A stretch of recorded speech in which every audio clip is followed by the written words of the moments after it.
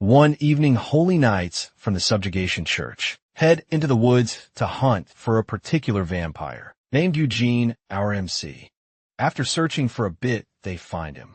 And without wasting much time, the captain plunges his sword into Eugene's stomach, to his surprise.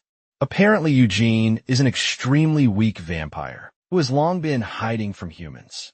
He then whispers to him that the church had spotted him half a year ago, but intentionally decided to delay his capture to build more tension among the people and gain attention. As expected, Eugene tries to fight back, but ends up split in half, like a loaf of bread by the captain. In his dying moment, he wonders if his entire existence was all in vain, while wishing for a second chance. All of a sudden, he opens his eyes and finds himself in an old tent he used to live in before the church started hunting him. Based on the settings of the tent, he's able to figure out that he has somehow returned to the past, just before the church started hunting him. Being a weak vampire, Eugene has lived his entire life hiding in the woods from humans. Although he never thirsted for human blood by nature, he succumbed to his instincts one day, and that single mistake was what led the church to discover him. Since then, he has been living in fear and surviving purely by drinking the blood of beasts, given that he has been granted another chance. Eugene decides to make the most of it. He heads deeper into the woods to find a master of the forest for a purpose. Since vampires absorb power from blood, the strength of the host would determine the amount of power they gain from consuming its blood. When he eventually locates the monster, it doesn't seem quite welcoming as it charges at him to attack. Given how weak he is, all the poor vamp can do is evade its attacks. Up until now, his entire survival strategy relied on erasing his presence. But now that he knows that's not going to save him anymore, he decides to change his approach, determined to make just as little as a scratch on the monster's body. He charges at it with his sword, but to his surprise, it shatters completely. Upon making contact with the creature's tough scales, it is at this moment that he realizes he never stood a chance to begin with. The beast knocks him across the forest, and he ends up crashing into a tree. Badly injured, he had underestimated the strength of the beast. Beasts, generally regarded as roamers, are not dungeon monsters, but wild predators that wander the wilderness. Most rovers are known to appear in regions where there is mana. However, there are few that show up in areas where there is no mana, often carrying their own mana crystals. He genuinely believes he could change the tides if he somehow got his hands on a mana crystal. But given the difference in their strengths, he knows he won't be getting a chance. The monster swoops him into a nearby pond and bites the upper half of his body, making Eugene regret throwing away his second chance, as well in the process of giving up. A glimmer of hope crosses Eugene's mind, and he realizes he can't keep living as a weakling. Determined to change the tide, he bites on the creature's tongue and sucks its blood. To its surprise, in that moment, the bald, chopped vampire transforms into an extremely ripped and majestic entity with glowing symbols all over his body. With his newly found motivation, Eugene crawls into the monster's mouth and absorbs its monocrystal, defeating it in the process. Now that he has attained this level of power, there's only one reasonable thing to do: to seize blood and victory. Still at the swamps, Eugene wonders to himself that all he wanted to do was drain enough blood from the monsters to become the master of the forest. But he has accidentally absorbed its monocrystal, making him even stronger. As a result, he now possesses the ability to turn his skin into dark scales, which could serve as a protective layer against the sun.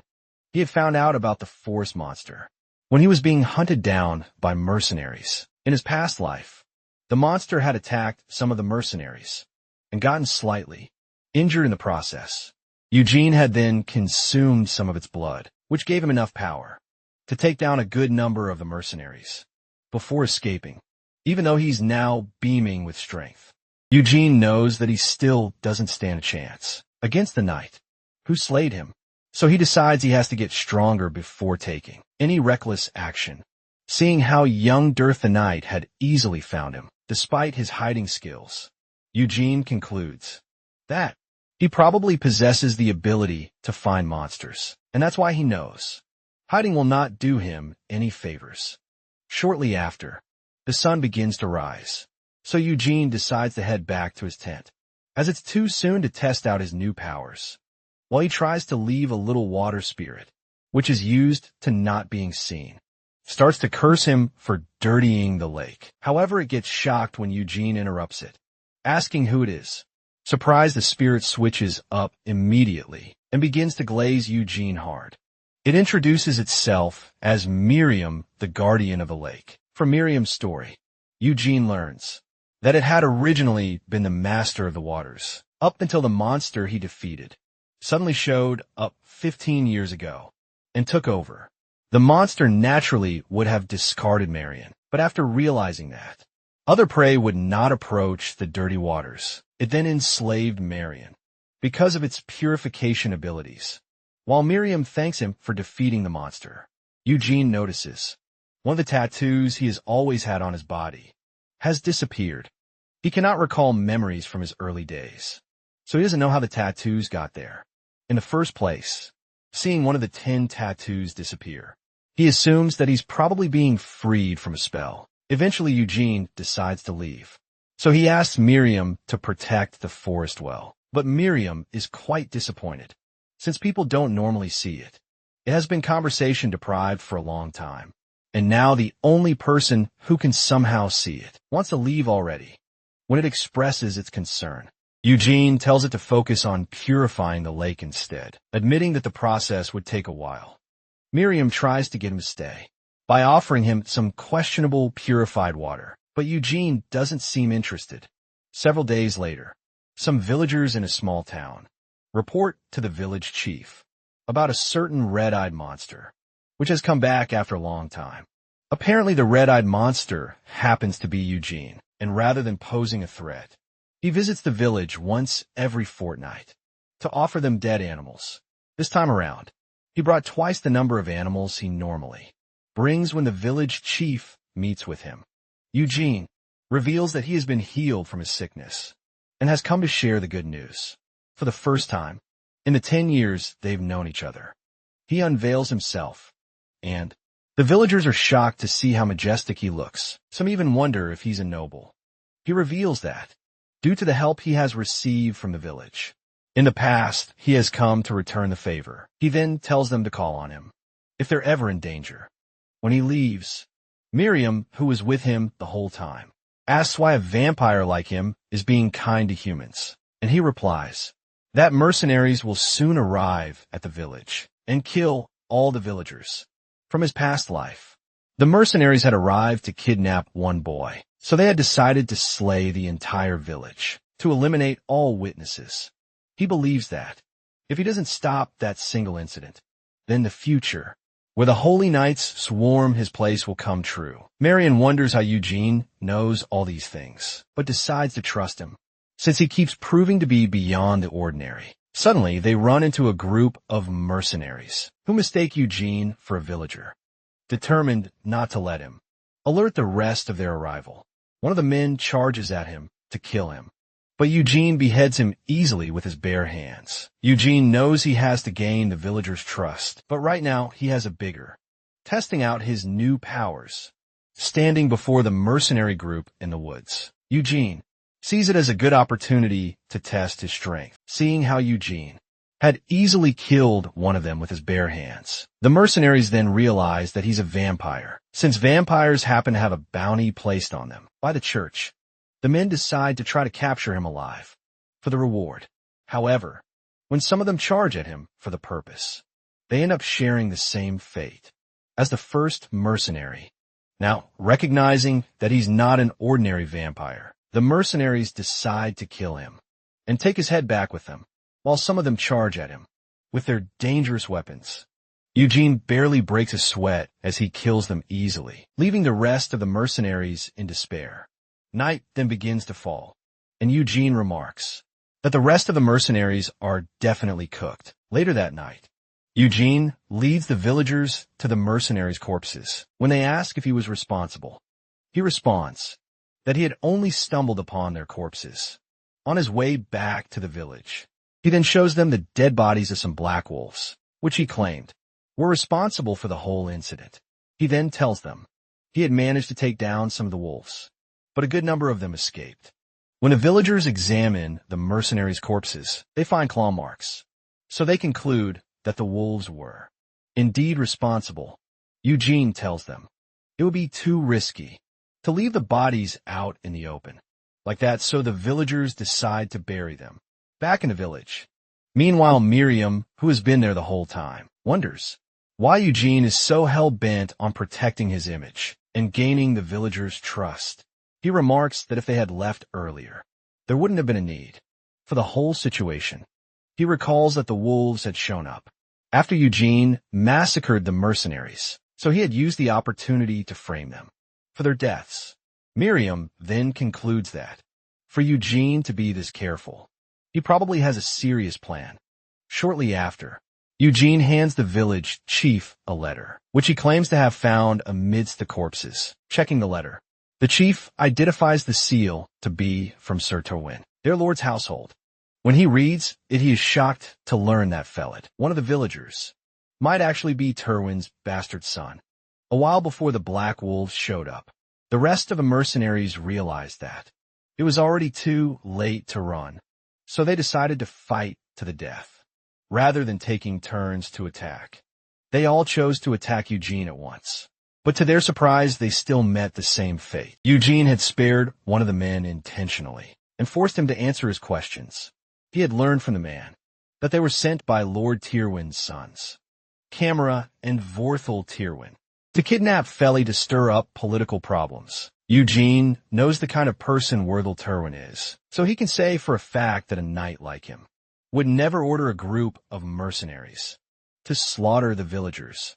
He had then concluded that the massacre must have been a mercenary's personal decision. In his past life, the disappearance of the entire village was what led to the search, which resulted in him being discovered by Verthal and young Dirth. After getting all the necessary information, he had killed the mercenary and dumped his body with the rest, before focusing on the wolves, which were already beginning to gather. When the villagers realize that they have to take Felid to Tyrwin's castle, they begin to panic because the mercenaries, whom they believe were meant to escort him back, are no more in the midst of the pandemonium. Eugene then tells them he'd be willing to carry out the task on their behalf. When they tell him he doesn't have to go that length for them, he tells them it's nothing. He then decides to surprise them with the biggest secret about himself. His name is Jan Eugene, and he's actually a knight, still out in the woods. The villagers are shocked to hear that Eugene is a knight, although Marion is quite worried that the villagers might see through his bluff. Eugene seems a little too relaxed, based on the reaction he got from the villagers. When they found out that Felid is Lord Turin's son, he can tell that they've not seen a noble before. They ask why he's been moving and hiding for years, wondering if it's a kind of special knight training. But Eugene simply replies that, due to various circumstances, he had to cut ties with people and start living in the forest. The villagers then conclude that the reason he was able to survive on his own in the forest for so long is probably that he's a really skilled knight. The village chief appreciates Eugene, but tells him that their village is poor and that they are not capable of compensating a knight of his status. Eugene tells him he doesn't have to worry, as he simply requests a place to rest his head for the night. Excited, the chief invites him to spend the night in his house. The following morning, when Eugene wakes up, he decides to experiment by coating his fingers with his dark scales and holding them out in the sunlight. He's then able to confirm that indeed, the scales block out sunlight, but only to an extent. Meanwhile, Miriam, who has been there the whole time, confronts him about what plans he could have to tell a lie like that. Eugene replies that humans have a tendency to trust a person's status more than their words, and that would save him a lot of stress. He adds that even though there's a chance that he might get discovered someday, it doesn't really matter, because he intends to leave anyway. He then covers his body properly and heads out to prepare for the journey. Before he leaves with Felid, the village chief hands Eugene a note to hand over to Terwin, so he doesn't get misunderstood. Setting out with the kid, Eugene determines that he's going to use him to become a real noble. While they advance, Eugene is quite surprised when he learns that Felid can read. Felid shares that, although his late mother was of low status and didn't get any formal education, she had somehow taught him how to read. He's now shocked at the realization that the person who taught her might have been Sir Turin. Eugene uses the opportunity to ask Felid to teach him how to read, and Felid is quite shocked, because reading is fundamental knowledge for nobles. Eugene then explains that his family has long fallen, and that all this while, it wasn't letters that kept him alive, but rather a sword. As expected, Felid buys the whole story and begins to respect him even more. He then shares that he once used to have doubts about Eugene because of the kinds of rumors people were spreading about him, but now he's going to try to judge him with his own eyes, rather than baseless rumors. He agrees to teach Eugene how to read, so he won't have to feel embarrassed around others. While he asks Eugene to tell him more about himself, an arrow is fired from a distance towards Felid. Thanks to Eugene's sharp skills, he's able to stop the arrow right before it hits Felid in the eye. They then recognize the people responsible as bandits. While the bandits try to intimidate and rob them, Eugene loses his shit, so he draws his sword and beheads them, one after the other, putting Felid in complete shock. After taking care of the bandits, he then wonders why humans like to prey on those weaker than themselves. He then turns to Felid, asking if this is something he'll also get to understand. Once he learns to read, he holds a little boy's face and tells him he's free to believe whatever he wants to believe, but assures him that as long as he's with him, no single drop of blood will touch his body. Continuing their journey, Eugene and Felid get to a market where they witness some people being ripped off by some greedy merchants. Felid then tells Eugene about how the village chief always gets riled up at the way things are handled anytime he follows him to the trading arena. He then warns Eugene, in case he intends to carry out any trades, that he should be careful as well, so he doesn't get ripped off too. Eugene, however, is dead broke, so he knows that he has to at least have money before he can decide whether to be careful or not. He then decides to sell some of the black wolf leather he had taken along. When he presents them to a shopkeeper, the man seems impressed, as that kind of leather is quite difficult to come by, considering the amount he had brought as well. The shopkeeper looks at him closely to analyze his clothes, and after confirming that Eugene is just a wanderer, he sees him as an easy target to rip off. The man tells Eugene that the damage to the leather is too much, and for that reason, he'll only be paying him 18 silver coins for it. When he looks Eugene in the eyes and notices his piercing gaze, he gets chills, so he decides to increase the pay to 23 silver coins. The process then keeps repeating itself until the man agrees to pay 30 silver coins for the leather. Clueless Eugene agrees, and they finalize the trade. Later that evening, while Eugene, who had changed into some fancy clothes, sits by the fireside, staring at a bunch of letters on a paper, Miriam compliments his clothes. Eugene, who didn't realize why the shopkeeper kept adding to the price of the leather, had assumed he was simply a nice person. Miriam tells Eugene he should have gotten even nicer clothes, but Eugene replies that he only needs something that can help him block out the sunlight. Miriam then cuts in, stating that, as a vampire, Eugene is meant to be living a life of luxury, rather than roaming around in mid-clothing. With the amount of knowledge Miriam possesses, Eugene wonders if Miriam only lived in a swamp, as he claims Miriam then explains that he was originally in the spirit realm, and that was where he learned everything he knows. Felid then shows up shortly after and asks Eugene who he's talking to, not wanting to reveal Marion's identity. Eugene simply answers that he was talking to himself. Felid then apologizes for his unruly display. Apparently, while skinning a rabbit, he had remembered the incident where Eugene beheaded the bandit group earlier that day, triggering him to start throwing up. After settling down, he decides to resume teaching Eugene how to read and write. Due to his fast assimilation process, Eugene already understands some words, but the characters still seem like worms to him. He asks Fallad if learning is originally meant to be this easy, and Fallad replies that he just happens to be a genius. He then goes ahead to brag about how he was also a fast learner back when his mother was teaching him.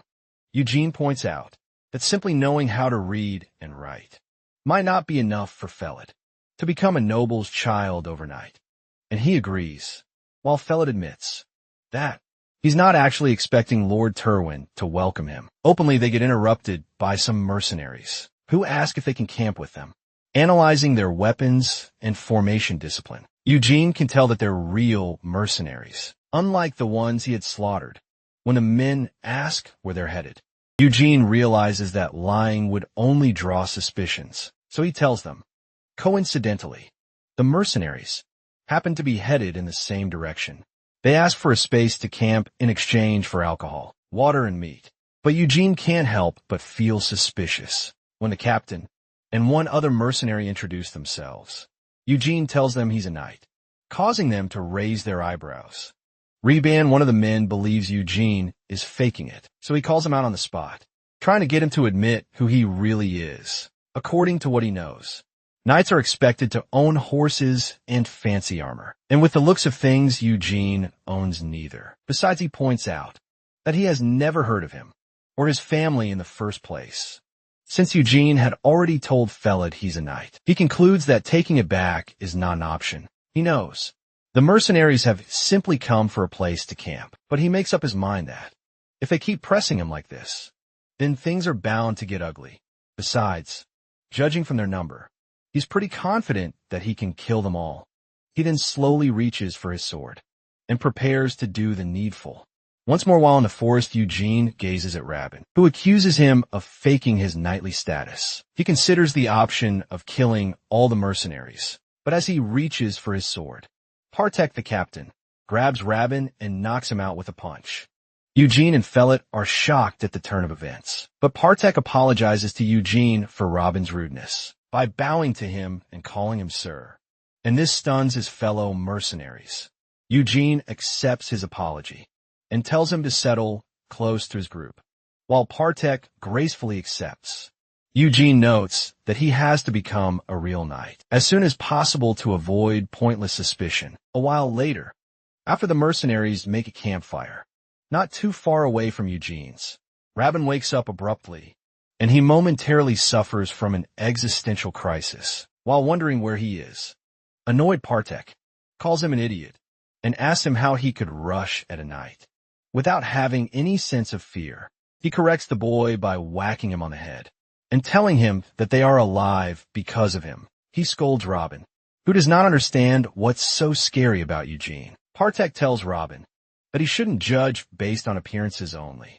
Partek starts by telling Rabin that Eugene is dressed in a lycanthrope leather worn, that the price would at least cost over 10 silver coins. Upon learning the amount, Rabin freaks out. After learning it's at least 3 times more than his monthly pay, Partek then reveals that he saw Eugene reading earlier, so being learned makes him above an average person. Part goes on, describing how Eugene was very close to drawing his sword earlier, due to Rabin's foolish remarks, and they all could have gotten killed. Or better still, 2 mercenaries might have survived. Surprised, Rabin asks Park how he knows that, and Park tells him that he noticed Eugene's right hand in his robe and his left foot drawn slightly back. Based on that stance, he knew how skillful Eugene was at being able to set the center of gravity to match his sword, so he had to quickly intervene to avoid Rabin's head from flying off. Rabin then yells at Partek, saying Partek could have stopped him.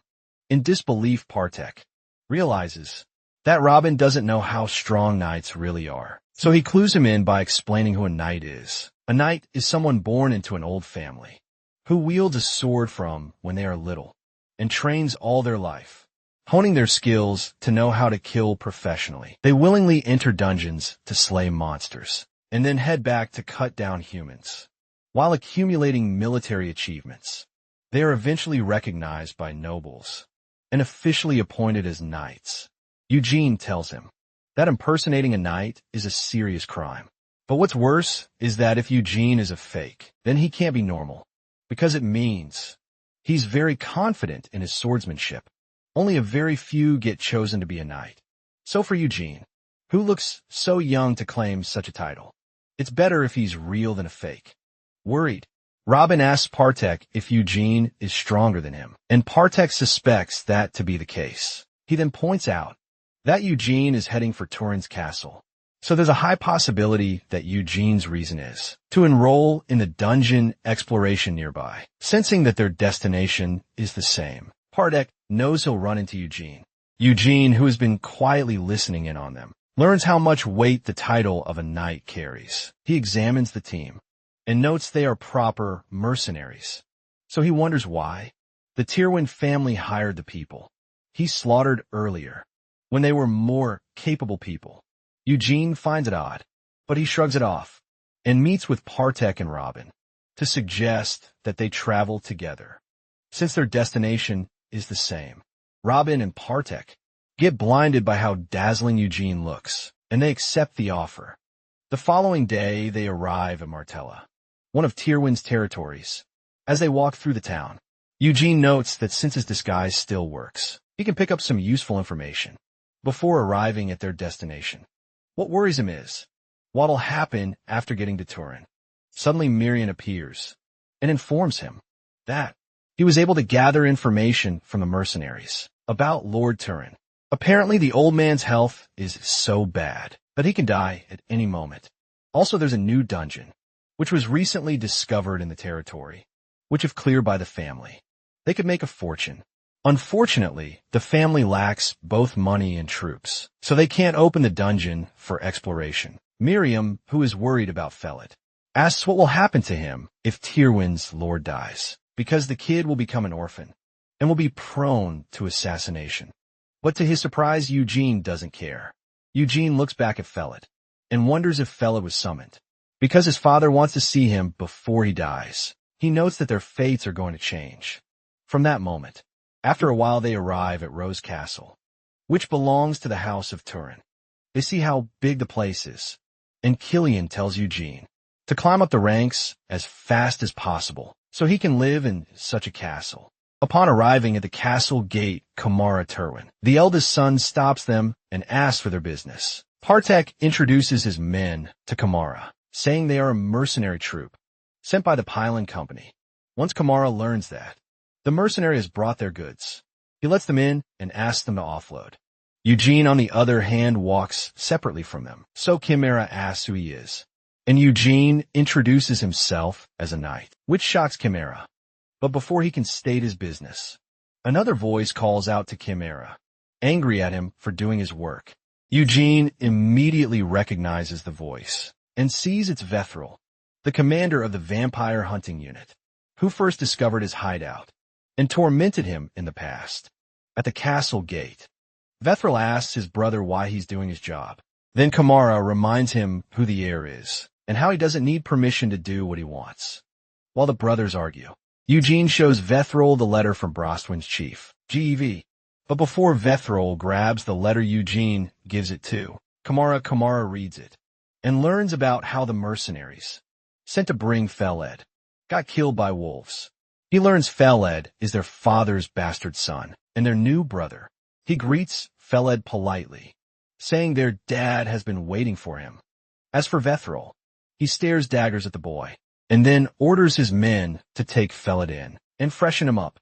Feled is shocked when a guard grabs him and takes him in, as Vethril angrily takes his leave. Eugene tells him to wait and wants to discuss his reward. He asks Vethril to permit him to meet the lord of the castle, but Vethril angrily disagrees. He tells Eugene that their father isn't well, so he'll pay him in gold coins, and demands that Eugene leave. Eugene emphasizes how hard he worked to get to the castle, but Vethril glares at him, ordering him not to repeat himself. To his surprise, Kamara agrees. The heir sees no big deal. After all, They are going to introduce Felid to their father. So there's no issue with Eugene seeing him. Vethril disagrees, saying their father doesn't wake up during the day, and it would be unwise for a stranger. To see him, this makes Kamara tease him, indirectly reminding him who the heir of the house is. He then apologizes to Eugene, saying he can't meet with their father, based on the schedule Vethril has provided. With that, he dismisses Eugene and takes Felid inside. Eugene realizes that Kamara had no intention of letting him see their father from the very beginning. Suddenly, a tall man carrying multiple men calls out to Vethril and dumps the men on the floor like a sack of potatoes. He explains to the shocked noble that the men were caught stealing from the villagers instead of training, so he brought them to him. He then asks Vethril for permission to kill one of them, to serve as an example to the others. Vethril, who doesn't want Eugene to learn of his household affairs, urges the huge dude indoors to discuss their matter. Partek watches from behind and tells Eugene that the huge man is a knight with a bright future named Galfredic. Partek knows Galfredic as the knight who placed third in the Evergrow family tournament. That day, the knight swept through more than 1,000 competitors with his monstrous strength and skills. Confused, Eugene wonders what a talented knight like Gelfredic is doing in Tyrwin, and Partek assumes it's related to the newly discovered dungeon. Partek states that it's a great achievement for a knight to successfully open a dungeon, even though it's far from the capital, because it's very difficult to open one, and a lot of people lose their lives. Partek assumes Gelfredic is planning to use the dungeon as a stepping stone to get hired by a bigger family. After hearing Partek out, Eugene confirms that Partek has done his quest, so he offers to hire him. Later that evening, Kamara watches Vethril and Gelfredic punish the mercenaries who had stolen from the villagers earlier. Kamara vows to open the dungeon this time around. He notes how Vethril has been openly going after the successor position ever since their father's health declined.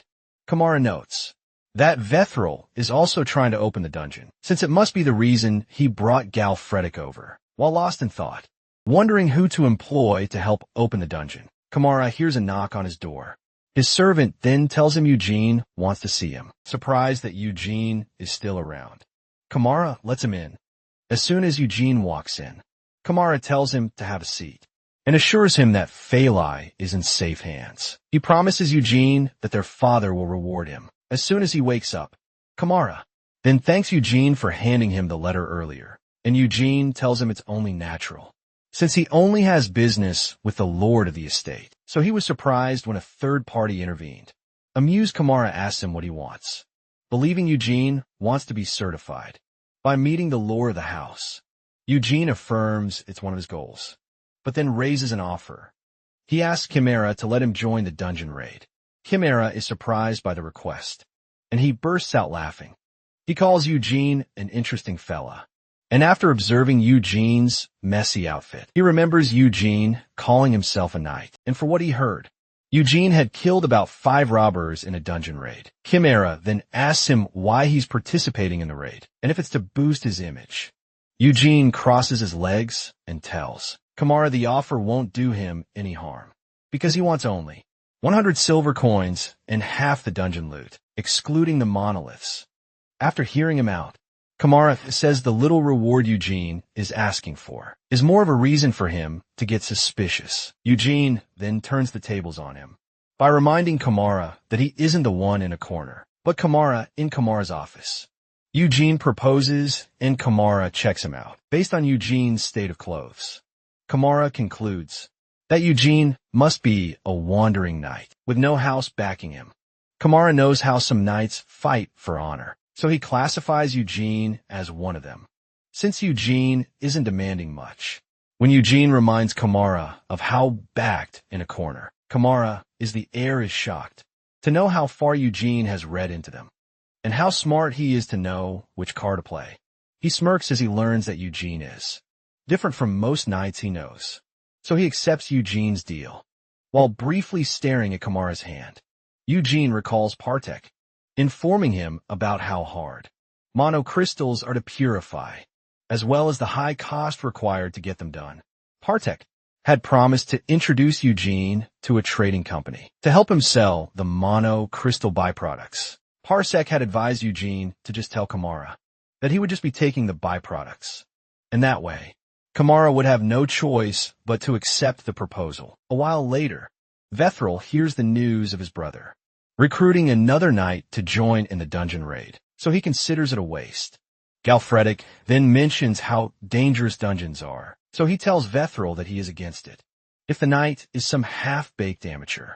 Vethril then mentions how he's also on the same page, because he believes Kamara doesn't have connections to get a good knight, since he doesn't get along with neighboring nobles, nor does he have a large network, seeing that they are on the same page.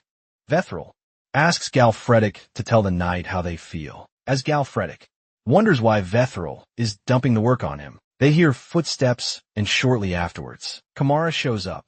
He then introduces Eugene as his new knight, who will work with the mercenaries and join the dungeon subjugation party. Surprised to see Eugene again, and seeing the squad Eugene plans to lead, Vethril tells his brother that they cannot hire someone whose origins and skills are unknown. Kamara agrees. He doesn't know Eugene's origins, but then he tells Vethril he can vouch for Eugene's skills. He starts by informing his surprised brother about how he heard that Eugene had used just a short sword to kill the bandit group that had been terrorizing their territory. All this time, as Kamara vouches for Eugene, Galfredic throws a dagger at Eugene, but Eugene parries it at the last minute. Everyone is shocked by the sudden occurrence. Galfredic then apologizes for his rudeness. He walks up to Eugene and says, Eugene seems to have grown up quite sheltered, since he doesn't have scars or sunburn. He then asks Eugene if he can test his skills.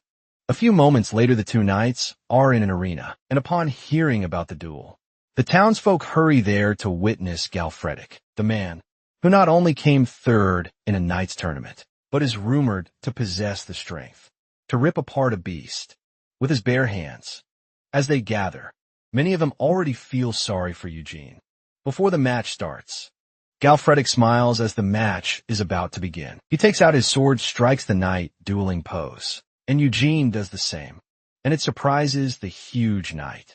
The referee signals the commencement of the match, and the men clash evenly with their swords. Galfredic then beckons Eugene to come at him, and Eugene charges right at him. He pressures Galfredic, sending the huge knight to be on the defense, or so it seems to the average spectator. Park then explains to Rabin, who is cheering for Eugene, that Galfredic is simply sizing Eugene up and is willingly letting himself be pushed back. Galfredic parries all of Eugene's attacks and notes that they are cruder than he expected. He cannot see a particular style of fighting, and he notes that Eugene isn't a polished swordsman. Still, Eugene gives the vibe of a person who grew up in the wild. As Galfredic deflects Eugene's thrust, he asks Eugene to confirm the authenticity of him being a knight. At the arena, Galfredic confirms Eugene isn't a knight. He calls Eugene's stance sloppy and says Eugene is just relying on his physical abilities. The huge knight tries to educate Eugene on what it means to be a knight, but Eugene tells him he talks a lot. Galfredic then promises to shut up if Eugene beats him up. The huge knight then goes on the offense, surprising Eugene by almost making a see-through hole through his neck. But Eugene parries the attack by deflecting it to the side. Galfredic then follows up with a heavy swing, which pins Eugene's sword to the ground. Then he throws a roundhouse kick with his weight, but Eugene quickly holds up his sword to block it. He stops Galfredic's shoe sole from being printed on his cheek, but the force sends him crashing into the wall, while others are shocked by the outcome. Vethril considers it expected, so he asks eagerly if Eugene is passed out, but to his surprise, Eugene asks him who did, and then charges right at Galfredic.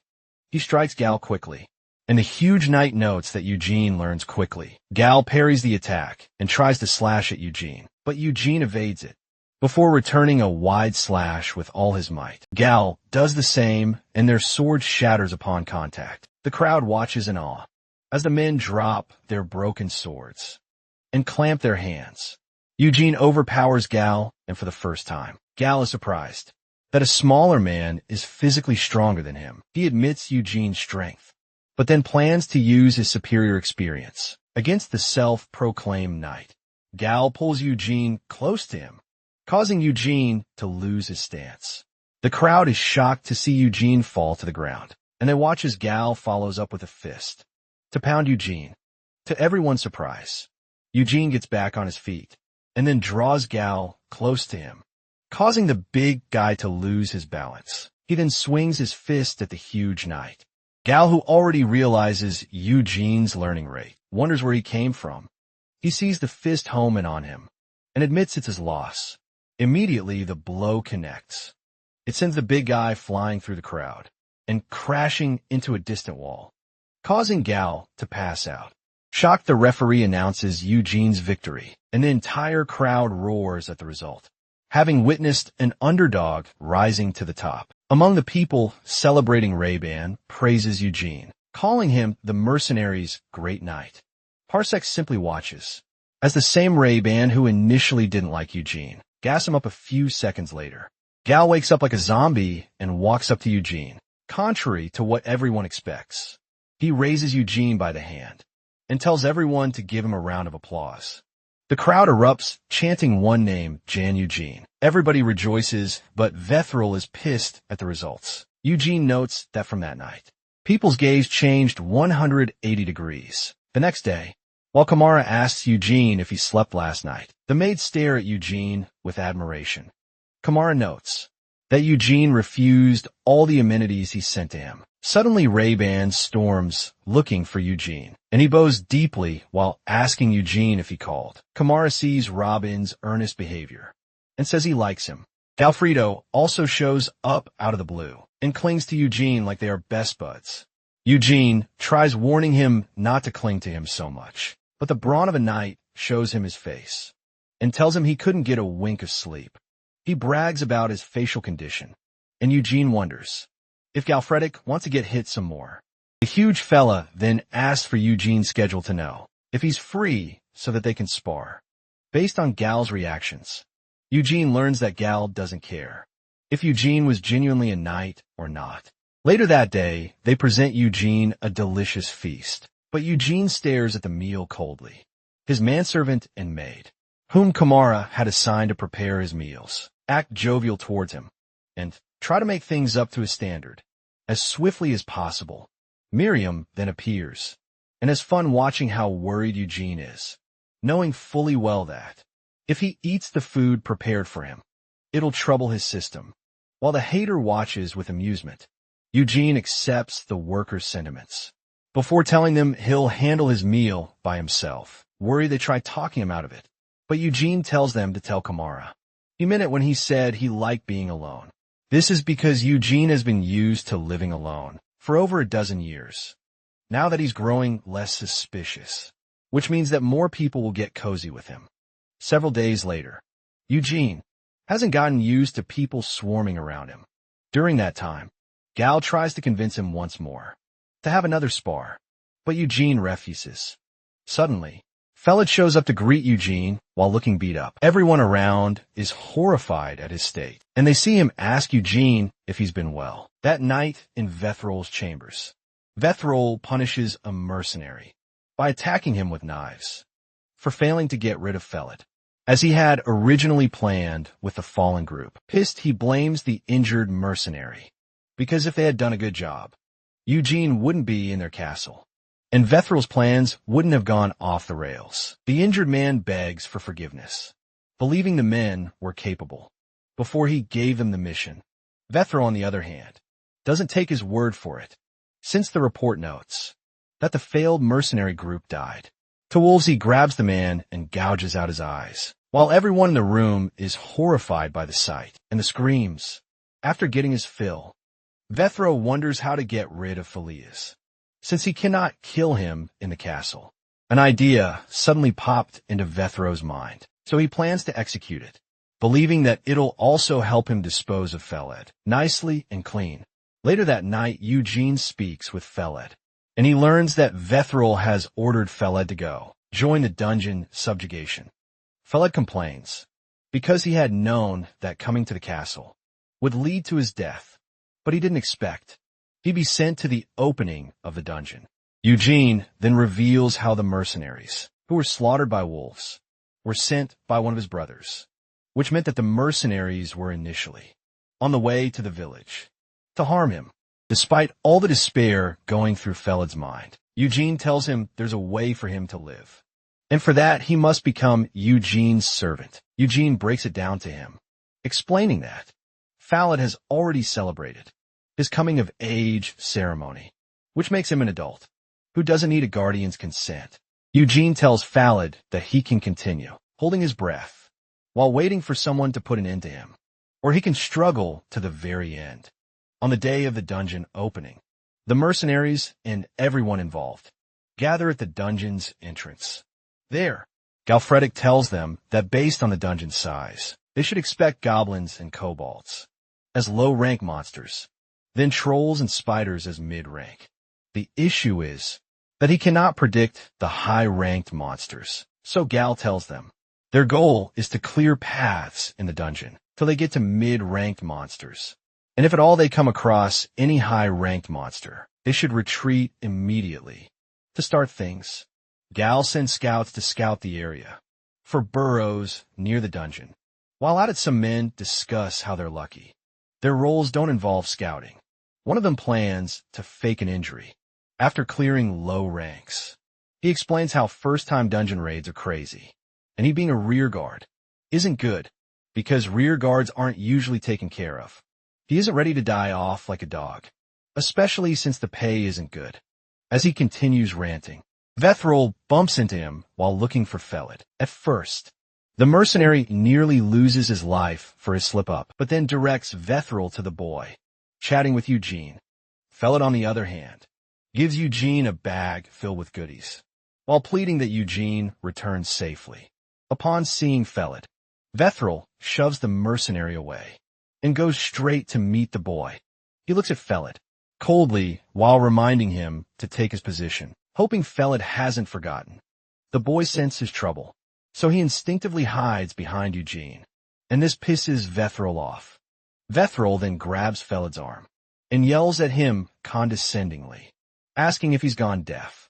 He tries yanking Felad away from Eugene, but Eugene interferes by grabbing the noble's hand. He warns Vethril not to lay a finger on Felad and tells Vethril that he's spouting ridiculous words. Eugene asks Vethril if he has lost his mind, because he naturally shouldn't expect a boy, whose experience with a blade is as that of a kitchen knife, to perform well in a dungeon raid.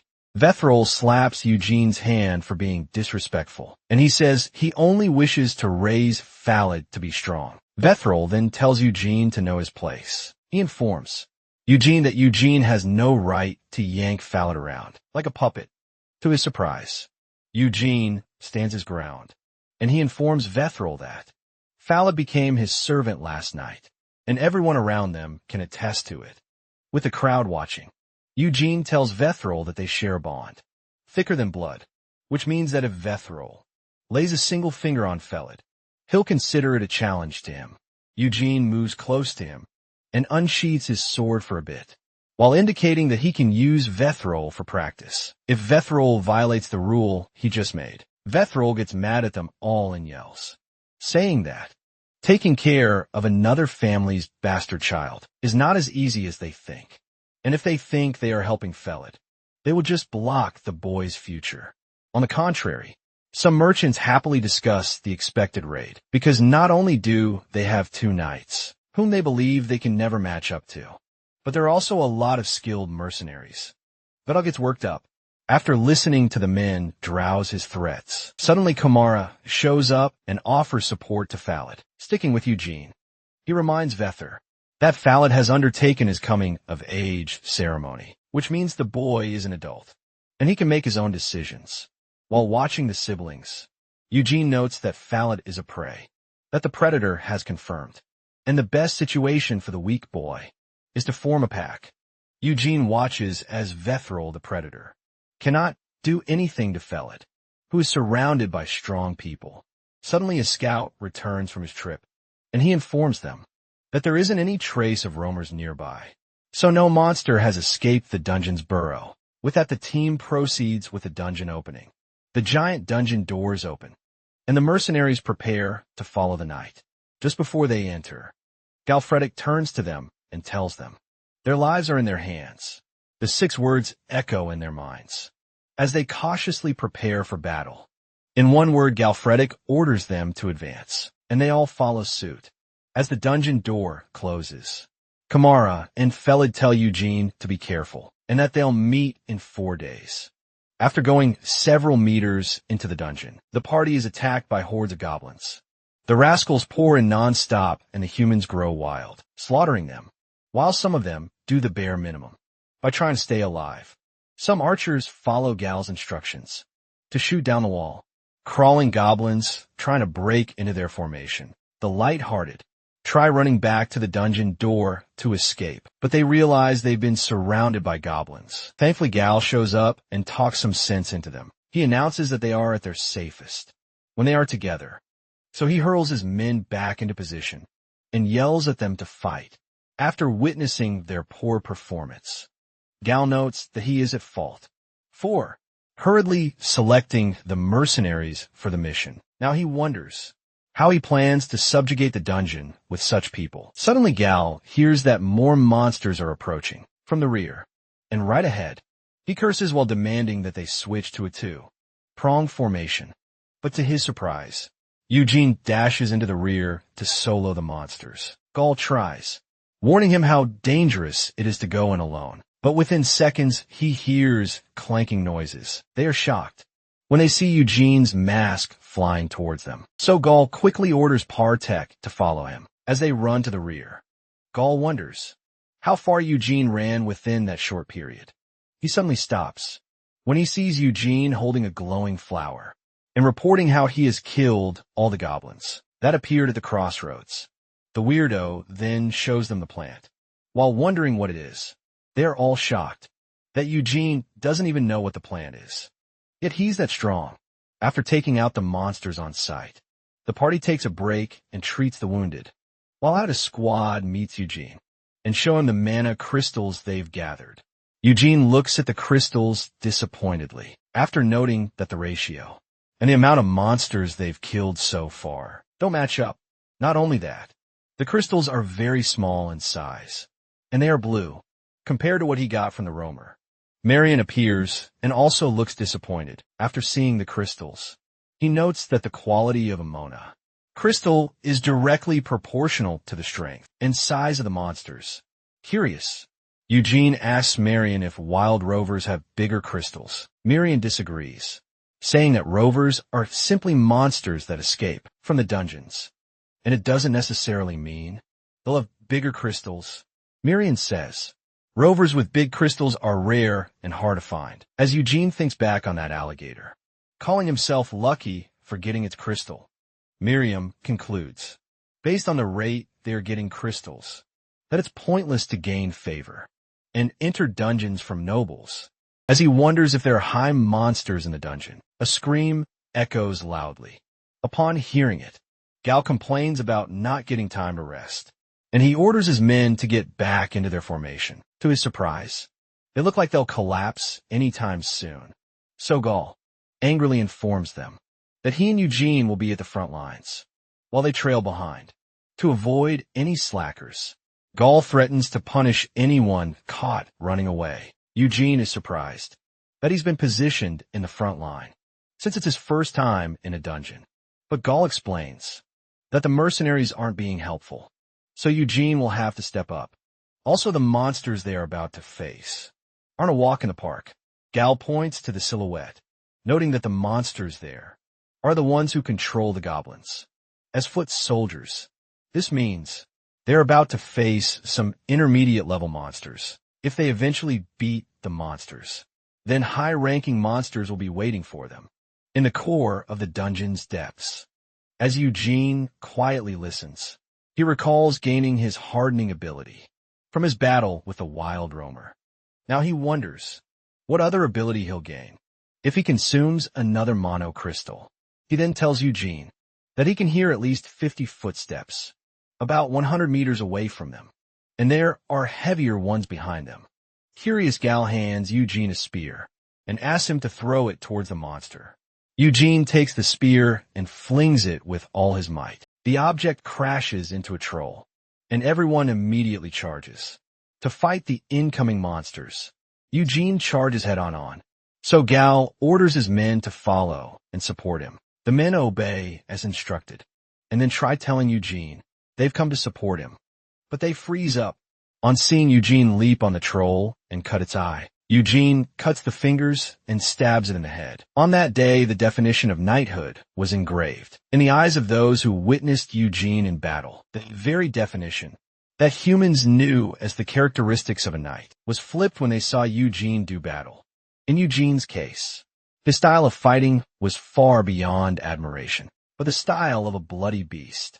After killing a swarm of goblins, they decided to rest for a little while and aid the injured. But the mercenaries were shaken by trauma. Kramer noticed that most of their combat strength had lost the ability to push on any further. However, it was not due to physical fatigue. It was mental exhaustion, caused by the scene Eugene had created. Kramer knew they could advance no more, and decided to tell Eugene that they should withdraw, as they had already achieved the target they had set. However, Eugene responded that he was not tired yet, and insisted it would be a waste to turn back, since they didn't know when the next subjugation would occur. Eugene added that they were free to return first, but Kramer shouted that they just had to advance together, which terrified the already exhausted mercenaries. Eugene stepped down from the corpse of the huge goblin he had just slain and ordered Kramer to lead the subjugation party out of the dungeon, informing him that only he and his mercenaries would proceed. Kramer realized that Eugene had noticed the mercenaries' fatigue and was choosing to be considerate. He began to think of Eugene as a warm-hearted knight who cared for soldiers weaker than himself. Hidden behind a sharp exterior, Kramer, having no other choice, turned around and followed Eugene, thinking that Eugene was a man who made him reconsider what a knight truly was. A moment later, Eugene and his mercenaries headed deeper into the dungeon. On the way, Robin complained about getting swept up in the situation, yet he comforted himself by thinking that Eugene was strong enough to take down a troll by himself, which meant he could handle everything. Then Robin stepped on something, and when he lifted his foot, he saw it was a small spider. However, when he looked up, he saw a swarm of them hanging from the ceiling. This cave great spiders are monsters that live in groups and melt and consume their prey with powerful acidic poison. Suddenly the spiders jumped down and crawled toward them at top speed. Partek informed him that they should retreat because there were too many spiders.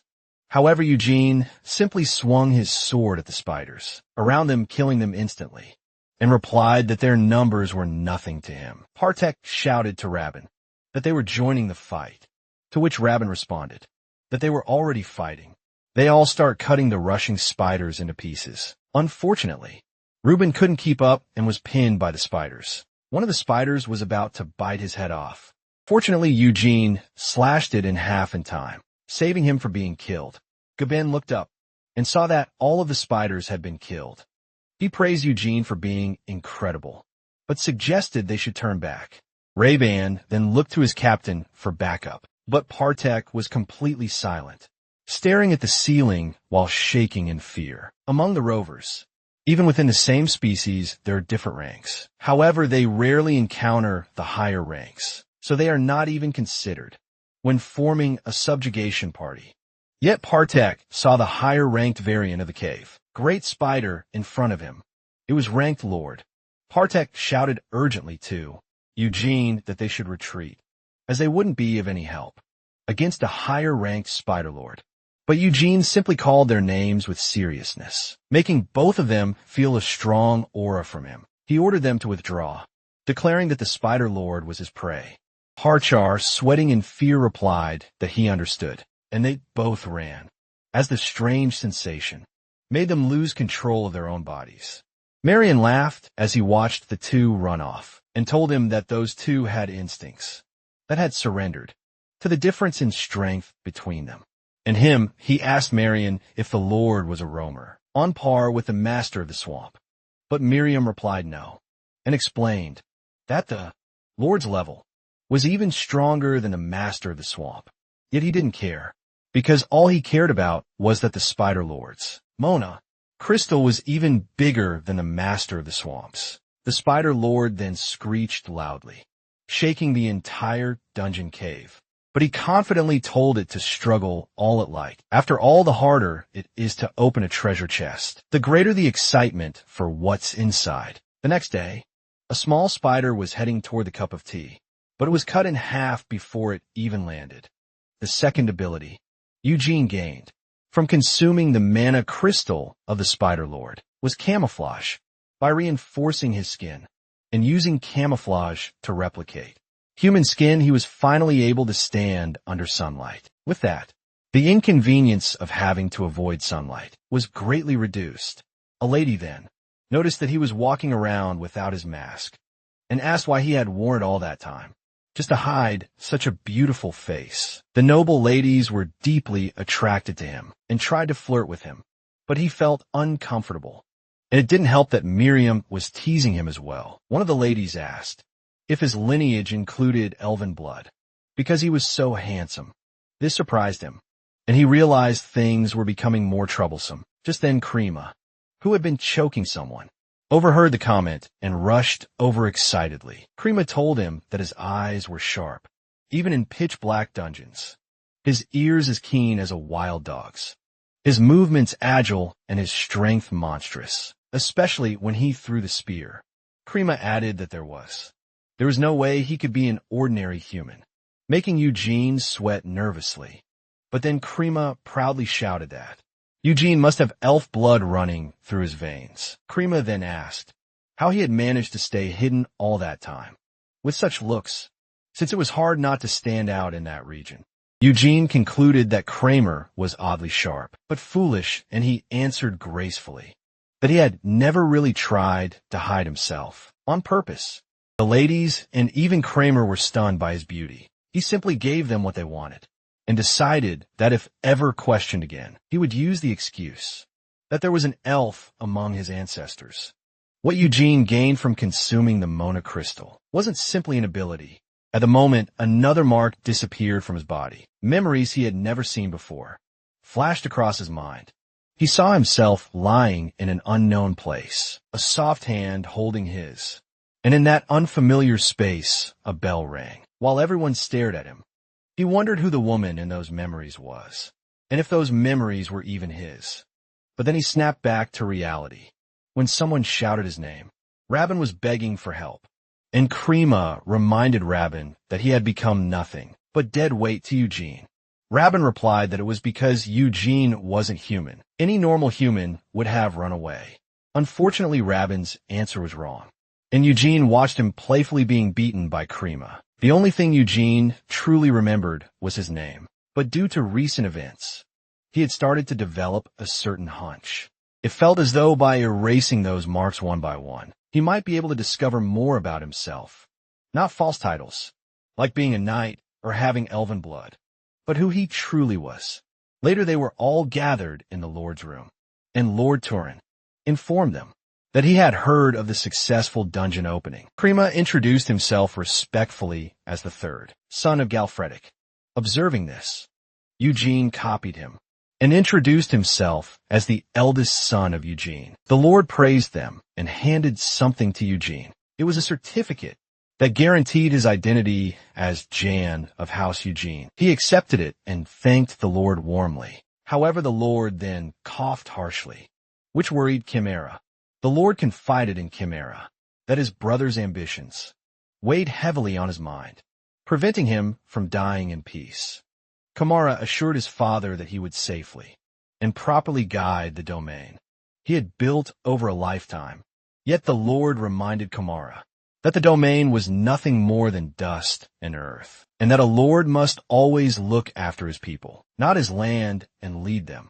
With those final words, the Lord released his last breath and passed away. Eugene noticed that many grieved the Lord's death, but also realized that, even in front of the same person's passing, not everyone shared the same sentiment. He was clearly referring to the selfish Vertal, Later, before the sun had set, Krima apologized to Kamara for leaving during the Lord's funeral. But Krima understood that he had his own obligations. Krima then asked if Kamara was sure about staying, and he replied that he intended to enter the dungeon. Once more, it would be a waste to leave it. After going through all the trouble to open it, Krima was disappointed by this response, and mentioned that the Count of Evergrove would have liked Eugene very much.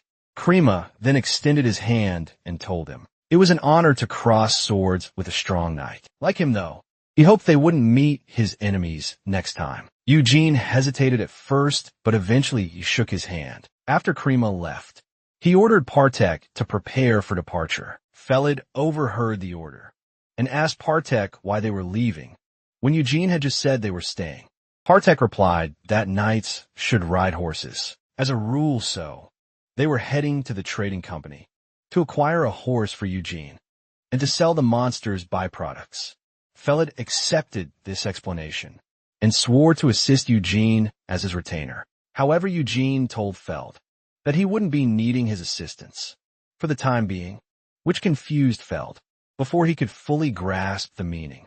He found himself lifting huge boxes and working in Marin, the greatest commercial city in the kingdom of Caleb. After dropping boxes of products, the mercenaries gathered to look, and Rabin proudly informed them that the goods were dungeon byproducts brought in by Eugene.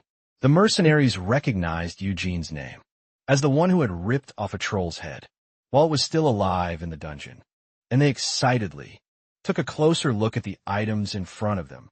Meanwhile, behind them, Falad was working hard to gather everything, but he noticed that Eugene was taking quite some time, speaking with someone elsewhere. Bill Moore of the Palin Trading Company was trying to convince Eugene that the Pride of Mayor would personally take responsibility for handling his byproducts. Eugene had been half doubtful when Partek mentioned knowing a reliable trading company, but he was surprised that Partek had introduced him to such a large-scale enterprise. He realized how valuable this was for someone like him, who was ignorant of human social networks. Bill Moore continued trying to persuade Eugene, but suddenly someone rudely opened the door, hitting Bill Moore and demanding to know who Eugene was, shocking both men. Partek whispered to Eugene that things might get awkward, which confused him. Park explained that the man was a secretary, working directly under the deputy manager of the Palin Trading Company, meaning he held more power than Bill Moore, and had likely come to snatch the byproducts at a lower price. Paratek advised Eugene to proceed very carefully if he wanted a stable trading partner, which piqued Eugene's interest. Bill Moore addressed the man as Grail and informed him that negotiations for an exclusive contract with Eugene were already underway. However, Grail simply ordered Bill Moore to step aside and not to challenge someone he couldn't possibly beat. Grail then said that there had been quite a bit of talk at the harbor about Eugene the Knight, who tore off a troll's head with his bare hands in Turin territory, and that he had brought in a mountain of dungeon byproducts. However, in truth, Grail believed these were unverified rumors, a transparent tactic by a Na'vi newcomer to inflate the value of his goods. Grail continued, stating that the Palin Trading Company's deputy manager wanted to sign a contract with Eugene personally, and suggested they leave the shabby place and follow him.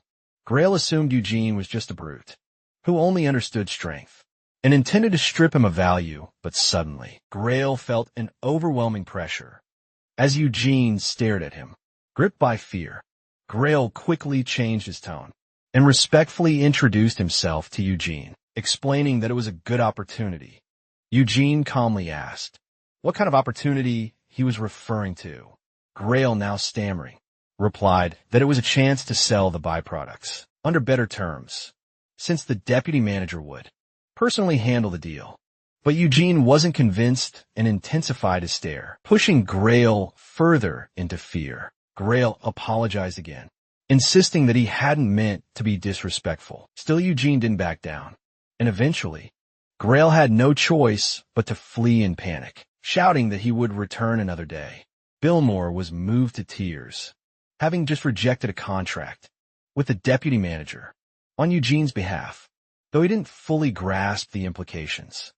Nonetheless, he swore to offer Eugene his full and unwavering support, begging him to reach out whenever he needed anything. Wilmore then excitedly asked when they would begin the proceedings, and Eugene replied that they would start immediately. Meanwhile, at the Palin Trading Company, Grail reported to the deputy manager that Eugene had rejected their offer and confirmed that he was no ordinary man. The deputy manager told Grail to raise his head, explaining that knights often acted out of honor or pride. She added that they could simply make things difficult for Eugene in their own way, since merchants like them had power through money and goods.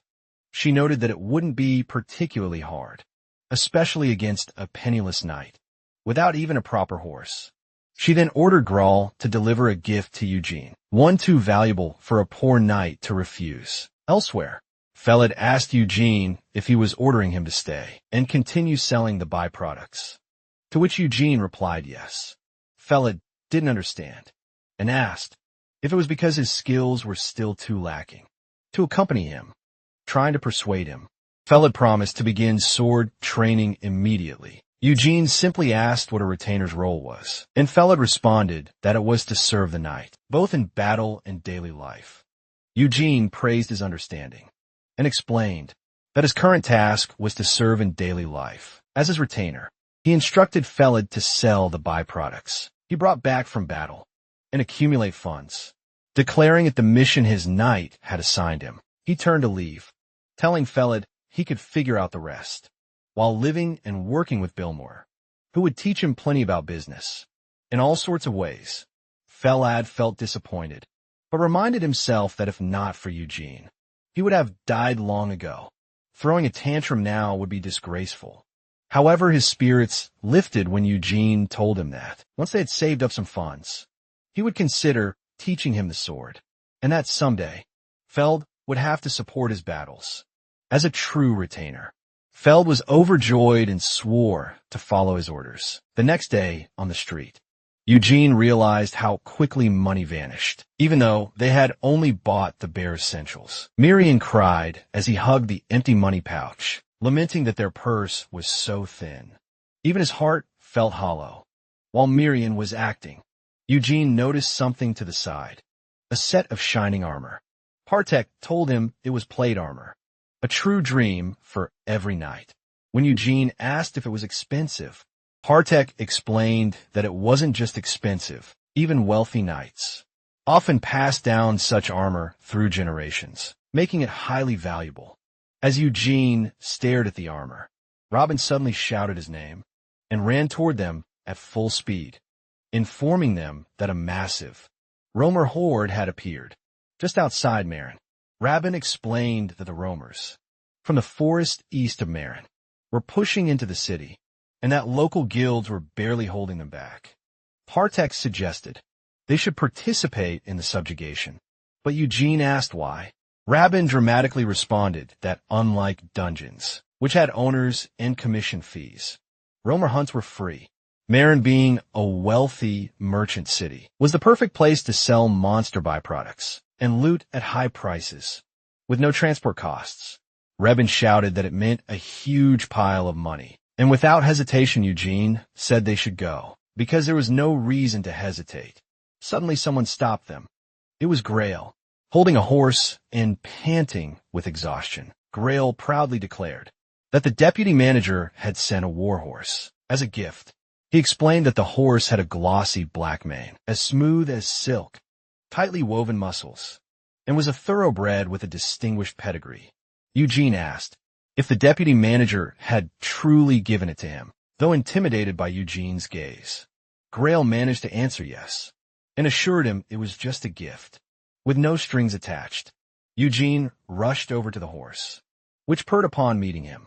He then leapt smoothly onto the saddle and told Grail to thank the deputy manager for the gift, before riding off to rake in some money. Reuben calmly told Partek that Eugene was already gone and asked what they should do. Partek, baffled by the question, shouted at him to run after Eugene, leaving Grail behind. Stunned and speechless, Moments later in Marin City's eastern outer forest, goblins were feasting on a human corpse when they heard a horse approaching. Before they could react, their heads were severed from their bodies. Miriam noted that the scale of the horde was enormous, as they could already see the rovers. From their location, he guessed that most of the Marin guild members might already be dead. However, Eugene responded that it was good news. He didn't like sharing loot. A few minutes later, Eugene arrived at the scene and saw a few soldiers doing their best to fight off the roamers, while a knight was surrounded by orcs. The knight proudly shouted at the orcs that they would not advance unless they killed him. But as the orcs furiously closed in, his horse reared up in fear and bolted, throwing him to the ground. The knight, still trying to maintain his dignity, introduced himself as Madrika, but his confidence wavered when one of the orcs shattered the ground in front of him. He looked up to see the orcs, ready to crush him into pieces. As they moved to finish him, Madrika screamed and called for help in fear. But luckily for him, Eugene threw a spear in time, piercing an orc's skull. Eugene rushed forward and effortlessly cut down the orcs surrounding Madrika, saving him in mere seconds. Amazed, Madrika asked his name. Without noticing the approaching orc, Eugene raised his sword and threw it, killing the threat instantly. Madraskar was impressed once again, but Eugene asked whether his name really mattered. In that moment, pointing out, it would have been meaningless had Madraskar died. As the Romans charged at them, Madraskar quickly stood, drew his sword, and shouted that, once they returned from that hell on earth, he would ask for his name again later. After the successful subjugation, Madridica dramatically recounted to the citizens that hundreds of goblins had rushed the city like a swarm of ants. However, they fought until the very end. And at the peak of crisis, a knight appeared who slew the goblins without mercy, securing victory and protecting Marin City. The citizens, however, were irritated by his dramatic storytelling and simply asked who the knight was. Madridica replied that it was Jan Eugene. Upon hearing the name, the crowd's interest was immediately piqued. They remembered Eugene as the knight who subjugated the dungeon. In Turin territory, the citizens began shouting Eugene's name, hailing him as a hero, and praising him enthusiastically. Louis Paulin, the current mayor of Marin and former representative of the Palin Trading Company, observed the city's admiration for Eugene and remarked to his granddaughter Priscilla, the deputy manager of the company, that the more Eugene's fame grew, the harder he would be to control. He asked her if she was sure it was wise to leave him unchecked. Priscilla assured Louis that everything was under control. In fact, she hoped Eugene's reputation would continue to rise, because the higher one soars, the greater the fear of the fall. She then asked Louis if he knew about the squire traveling with Eugene. He asked if she was referring to Fellet, the one supplying the byproducts to their company. She confirmed it and revealed that her investigation had uncovered that Feld was an illegitimate child of the Tyrwin family. She explained that it seemed Eugene was trying to secure a large fund through business while sponsoring the illegitimate child of the Tyrwin family. If they could secure both, it might lead to a relationship with the future head of Tyrwin. Louis was impressed by Priscilla's plan and realized that her intent was to buy the loyalty of a knight who was sponsoring a noble bloodline. He decided to send Eugene a gift and mask his true intentions by claiming it was the mayor's duty to reward the hero who saved the city. Louis told Priscilla he would put her in as a referral and instructed her to make good use of the opportunity, which she confidently accepted and thanked him for. Later that night, at Priscilla's mansion, she sipped her tea calmly and reflected that those who thirst will eventually come to the water's edge. As a merchant, there was only one thing to do. She smirked, planning to dig a well before the thirst even came, waiting until Eugene drank from it restlessly and without resistance or doubt. What she didn't know was that Eugene didn't drink water, but blood eventually. Her guest room door opened, and she welcomed her guest with a wicked smile. She called Eugene Marin's hero, hoping to flatter him. But Eugene calmly stated that he had come to express his thanks. He asked if she was the branch owner of the Palin Trading Company, to which she replied yes, and offered him a seat. As she watched him, she noted that he was not only beautiful, but also terrifying. A knight, capable of decapitating a troll with his bare hands. He was unlike any knight she had met before. She complimented the armor he wore, a gift from Lewis, and informed him that it had been commissioned from the best workshop in Marin. She explained that it was forged from a blend of Elsic, iron, and ogre bone, granting it a hardness that even a dragon's fangs would struggle to pierce. She asked him how it felt. He replied that he could count on its sturdiness in the next dungeon, subjugation, and thanked her for the excellent lodging and meals, noting that his mercenaries were in good condition. As a result, however, he also stated that he had not done any of it in expectation of receiving rewards. She laughed at his humility and was about to bring up her proposal, but Eugene stood before she could finish her sentence. He told her he would take his leave, as he was a busy man. Surprised, she asked if he was leaving already, but he simply turned around and replied that he might stop in Marin again once the Turin dungeon was subjugated. That was all he could offer her. To her further disappointment, he added that his contract only covered dungeon byproducts, and that this would be their final meeting. He intended to focus on collecting mana crystals. From now on, shocked, she called out, stopping him in his tracks. She asked if there truly was nothing more for them to discuss, but he turned and asked what exactly she meant. She accused him of playing dumb and said there was a limit to such behavior. She reminded him that they had gifted him the most expensive, full-plate armor in Marin, a pedigreed warhorse, their finest hotel accommodations, and high-end cuisine. She pointed out that the byproducts he had sold were not nearly enough to cover even half of those services. She asked if he was truly going to pretend he didn't understand the cost of everything he had received. She added that he should have learned by now, as a former squire, that nothing in the world came free. Finally, she threatened to expose him, saying that if he refused to repay them, the people of Marin who praised him would discover that he was nothing more than a shameless knight who knew no honor. This enraged him. Eugene didn't respond at first, but then smirked and said it was ridiculous. He reminded her that she had ordered him around upon their first meeting and had dumped unwanted gifts on him as she pleased. Yet now she was demanding payment for those very gifts. He then glared at her and asked whether a mere merchant was trying to threaten him. Her people were terrified, while his merchants were satisfied. He approached her and told her she had misunderstood him. He informed her once again that he had already made a contract with the Palin Trading Company through Billmore, and as long as she continued to quietly purchase his goods, he couldn't care less what the people of Marin said about him. Leaning closer, he warned her that, as she herself had said, everything has a price. So if she continued to run her mouth, she would soon find out for herself what that price truly meant. Turning around once more, he stated that from the outside, it only looked like Palin was colluding with the city of Morin to persecute the knight who had saved it. He warned them that if that's how things continued, then during the next crisis, not a single knight would be willing to step forward. From Marin, Robin and Partek followed him as he walked out, but before they left, Partek turned to Priscilla and remarked that it was truly unfortunate.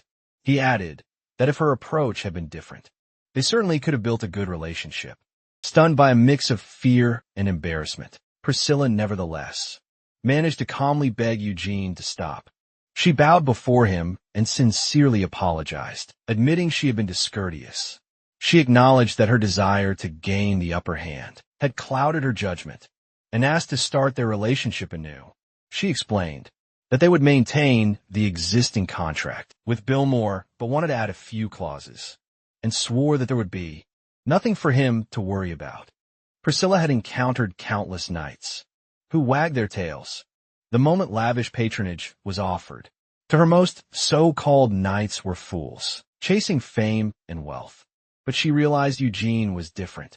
He was too dangerous to toy with. She cursed herself for misjudging him, and now understood why. Her merchant instinct screamed that she mustn't let him go.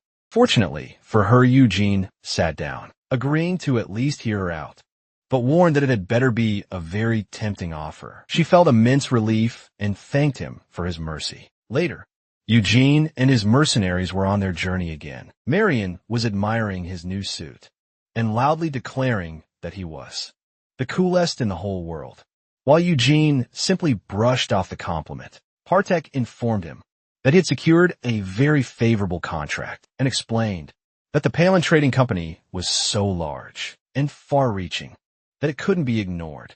Partek added that Palin had hundreds of branches throughout the Roman Empire, with Marin as their main base, and they primarily conducted business with noble houses that owned local magic domains, such as House Turin.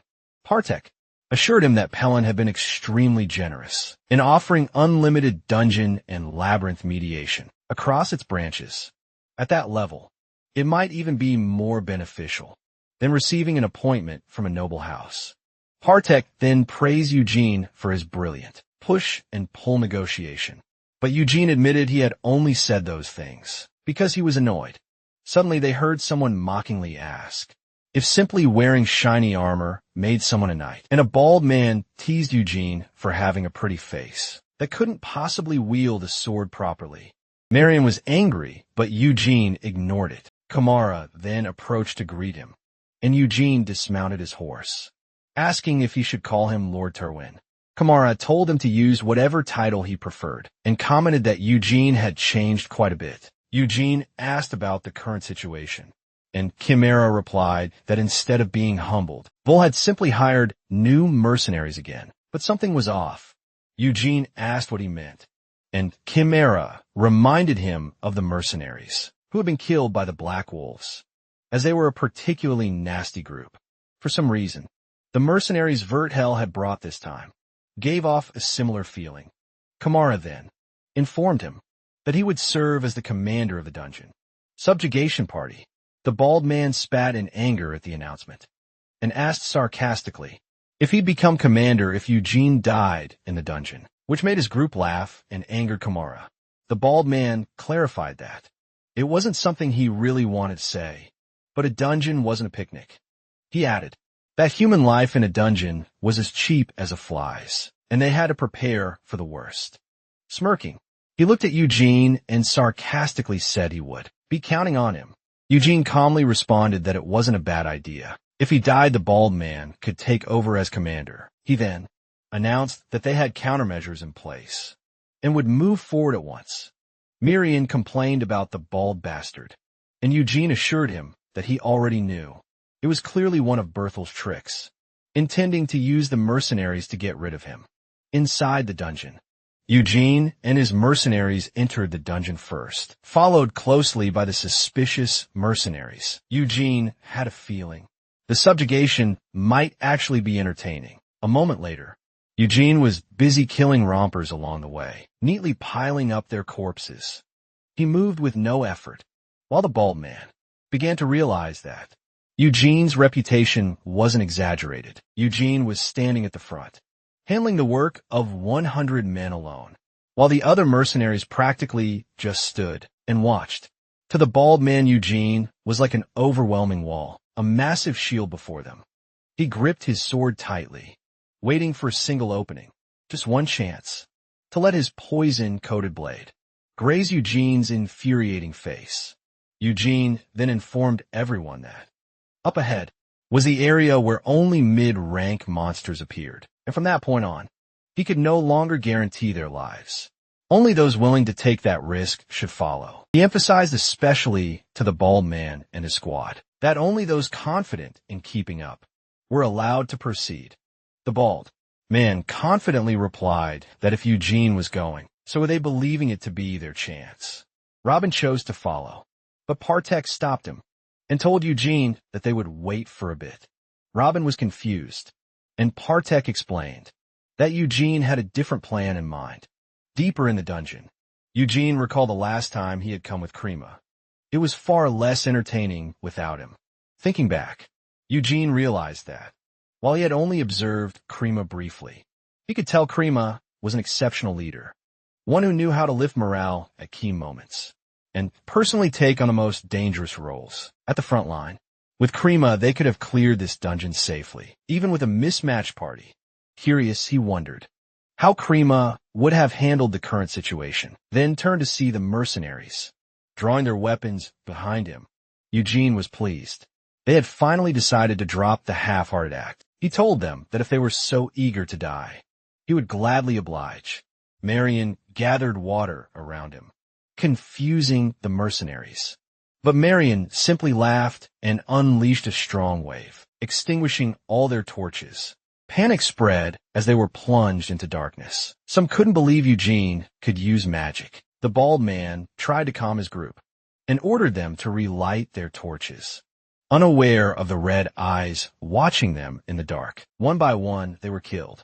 In the pitch black, all they could hear were the screams of their comrades. Even when they tried to fight back, they could see nothing, and they were slashed and stabbed in the chaos. After a minute of screaming and begging, the bald man finally managed to spark a light. Using 2 stones, he cursed them desperate for flame.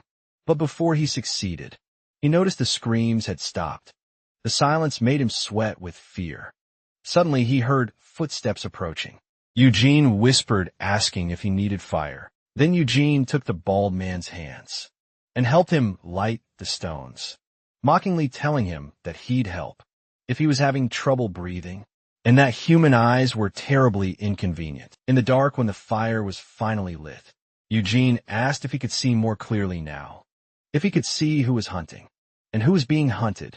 The bald man saw a massive dead monster in front of him, and his entire squad killed behind him. All he could do was curse hopelessly and call Eugene a damn monster. Eugene opened his mouth and bit into the bald man's neck to drain his blood. Later, after the subjugation in Terwin Castle, Kamara rushed to meet Eugene and found him in the meeting room. Chimera, who was followed by Vertel, asked Eugene if the news was true. Vertel also asked what all the commotion was about, but Eugene simply replied that they could hear it directly from the person involved. He then threw the bald bastard in front of the brothers, and Vertel recognized him. The bald bastard admitted that he had tried to kill Eugene on Vertel Turin's orders. However, Werther claimed that the bald bastard was always spouting nonsense and had finally lost his mind. Kamara furiously demanded to know how far Werther was planning to go, but Werther snapped back that Kamara was the one who needed to come to his senses, and asked him if he truly believed the words of someone clearly insane.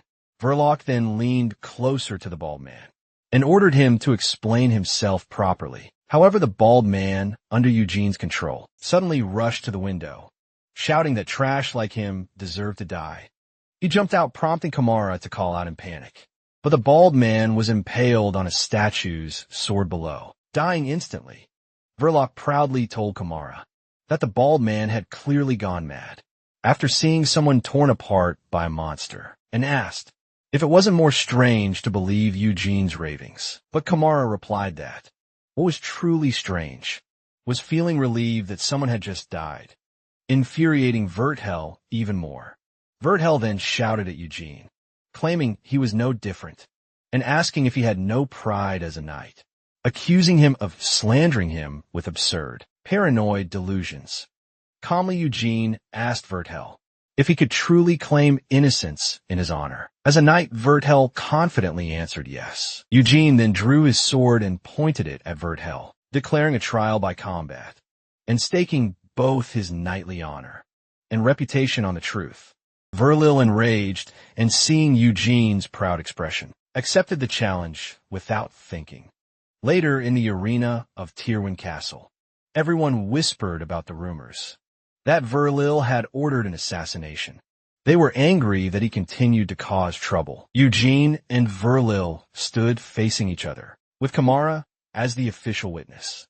Chimera announced that, since both sides' claims sharply conflicted, a duel would determine the truth, and that the truth would be granted to the victor, in accordance with the righteous will of the gods. He then offered his wish that guidance be given to the winner. Vertel charged first, swinging his sword at Eugene, but Eugene blocked it easily. When Virgil attempted a second strike, Eugene deflected that one as well. Disappointed by Virgil's skill, Eugene recalled how Virgil had once chased him in a past life, and now he couldn't believe he'd been hunted for over a decade by someone so pitiful. Eugene launched a counterattack, catching Virgil off guard. Although Virgil managed to block the strike, he couldn't hold out for long. Eventually, Eugene disarmed him and pushed him to the ground. Instead of finishing him off, Eugene ordered him to pick up his sword. Virgil immediately complied. Chimera watched in silence, knowing that Virgil's swordsmanship was not poor by any means yet. Even a novice could see that Eugene was overwhelmingly stronger. Eugene then raised his sword and severed Virgil's hand. Before he could do more, Chimera shouted that it was enough. Eugene replied that the duel was not yet over and ordered Chimera to step aside. Chimera refused, explaining that he could not simply stand by and watch his brother die. Since Virgil could no longer fight, he could not prove his claim through the duel, which meant the victory went to Eugene. However, Virgil, consumed by pride, screamed that he could still fight and that he would kill Eugene himself. Chimera ordered him to stop and informed him the match was already decided. As a knight, he should accept his crimes and repent in prison. But Virgil couldn't accept it. He shoved Chimera aside and charged at Eugene, screaming that if it weren't for him, if only he had never appeared in his life, he would never have had to suffer such humiliation. Eugene raised his sword. Before Virgil realized that he could no longer move, he saw his armor on the ground and his older brother upside down. Eugene told him that he should have taken the last chance his brother gave him. Virgil's head lay on the ground, separated from his body. Everyone was silent as Eugene quietly left the arena, leaving Chimera to mourn his foolish younger brother. The next day, in Marin City, Eugene was walking through a corridor. When Marion asked him if he didn't think it was a pity, Eugene asked what he meant. Miriam replied that the bald bastard had been the first familiar he had ever made. But Eugene used him to force a confession and then discarded him. Without hesitation, Eugene replied that it wasn't a pity, because the bald man had such a weak mind that he couldn't even handle becoming a familiar. Had he left him that way, it would have been obvious to others that he had become a vampire. He then asked Marion if he truly thought he would let someone live after they had bared their fangs at him. Marion remarked that he was truly heartless and reminded him that a vampire should command countless slaves, since slaves were a symbol of power. But Eugene said he didn't need them. As he reached for the doorknob of the room, he thought to himself that turning weaklings into familiars would only bring trouble, as cleaning up after them was more of a burden than they were worth. As he opened the door, he heard someone mention Krima's name. Billmore was reporting to Priscilla, saying that there had been chaos, and it had already been 2 weeks since Krima entered the labyrinth. Both were surprised when they sensed Eugene's presence. Billmore rushed to welcome him back, but Eugene brushed past him and directly asked Priscilla what had happened to Krima, startling her. Minutes later, Eugene was riding his horse at full speed, recalling what Priscilla had told him.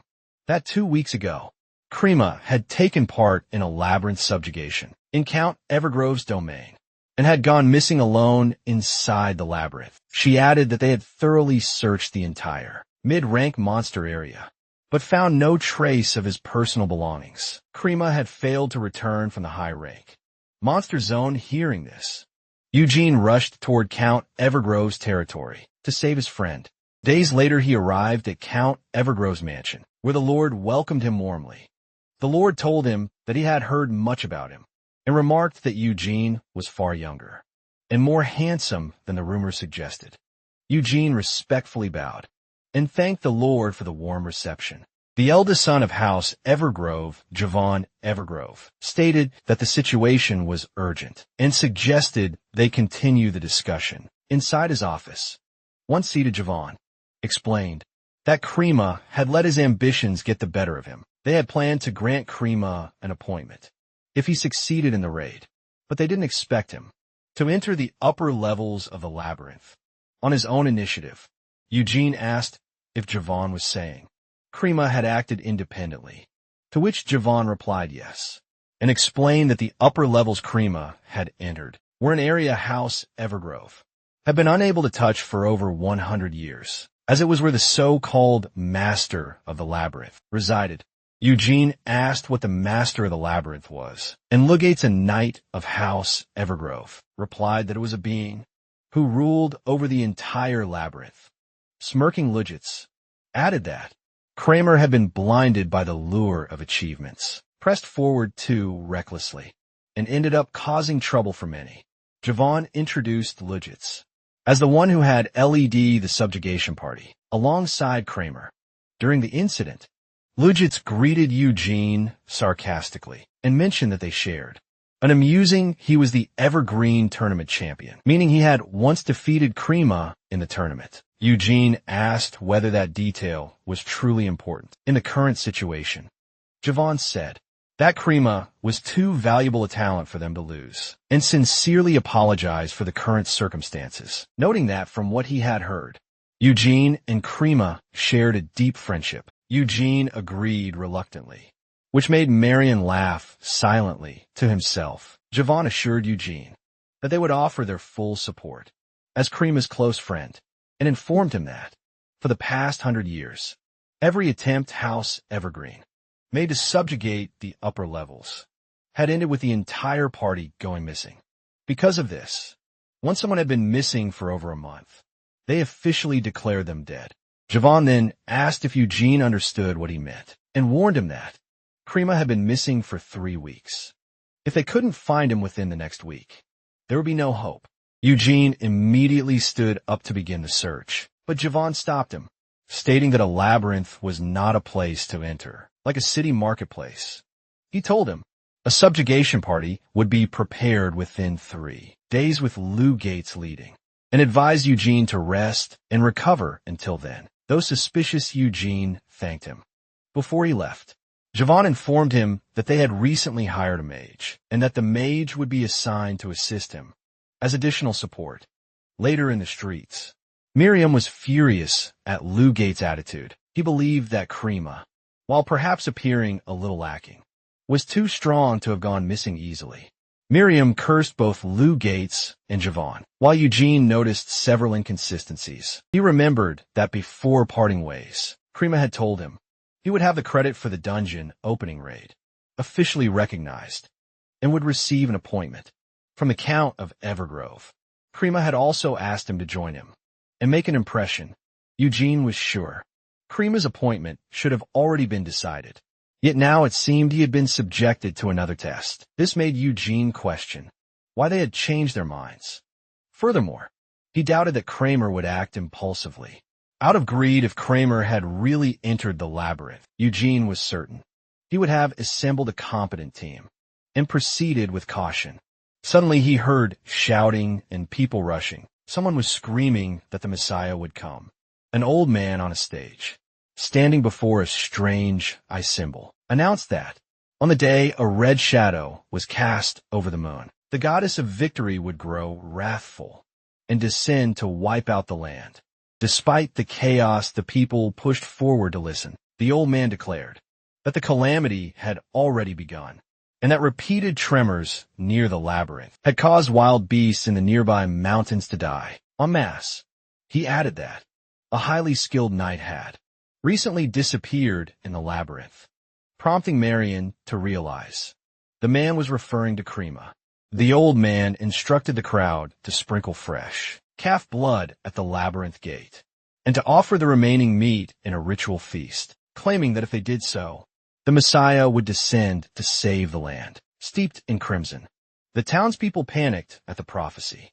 Marion commented that the entire atmosphere was not that of a normal town. A child handed Eugene a flyer, shouting that God was enraged. But it wasn't too late to believe. Eugene read the flyer, which described the deaths of wild beasts near the labyrinth due to earthquakes. He wondered if part of the labyrinth had collapsed, and decided that 3 days was too long to wait. He told Marion they would scout ahead on their own to look for Krima, much to Marion's delight. Unbeknownst to them, a girl nearby was eavesdropping. As they passed, the woman whispered that she was surprised to see a vampire walking around. Caught off guard, Eugene immediately turned and dragged her into an alley. He pinned her against a wall and demanded her identity, asking how she had recognized him so quickly. He warned her that if she didn't answer, he would crush her neck. She pleaded for him to let go so she could speak, but he refused. Finally, she revealed that she was a blood shadow. Marion found the term familiar, then suddenly remembered what it was.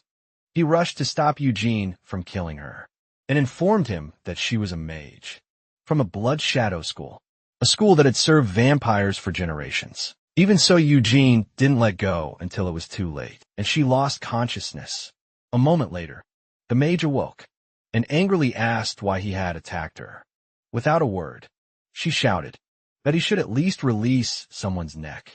Before expecting them to answer, Eugene apologized, but Miriam scolded her for speaking with a villain's tone in the first place. After clearing her throat, she formally introduced herself as Sarah Noah, Ramari of the Blood Shadow School, retainers to vampires. She explained that due to their school's affinity, they could instantly sense a vampire's presence. She also revealed that Javon had asked her to find Eugene, and that she had heard he and Crema shared a deep friendship, causing Eugene to swear that he'd sew Crema's mouth shut. When he found him, she then revealed that she had also been part of the subjugation party during Crema's disappearance, which surprised him. When asked for details, she explained that at the time, she had needed a monster byproduct, so she had personally applied for the labyrinth. Subjugation announced by Count Evergreen. The Evergrove Labyrinth was notorious for its difficulty, but since it had been discovered 100 years ago, all areas except the upper levels had been fully cleared. The group had moved forward with relative ease. While advancing deep inside, a sudden and tremendous roar shook the entire labyrinth, and the ground beneath her feet collapsed. Just as she was about to fall, someone grabbed her. Crema, who had been guarding the rear, saved her, falling into the depths in her place. Thanks to him, she survived and regained her senses. However, everyone else believed the earthquake had occurred because Crema had opened the door to the upper levels. She told Eugene that she had survived thanks to Crema, and that she felt obligated to tell the truth, hence why she had come to find him. She added that she never imagined he would be a vampire. Eugene, as he suspected, realized Javon's story didn't match. He wondered if Javon had lied to him directly, or if someone else had twisted the facts. Suriner then revealed something else. When she looked down into the depths, where Kramer had fallen, she saw an enormous eye drawn on the ground. Eugene asked for confirmation, and she confidently affirmed it. He then recalled the flyers, handed out earlier by the cultists in the plaza, and was stunned to realize that the image on the flyers matched the symbol she described.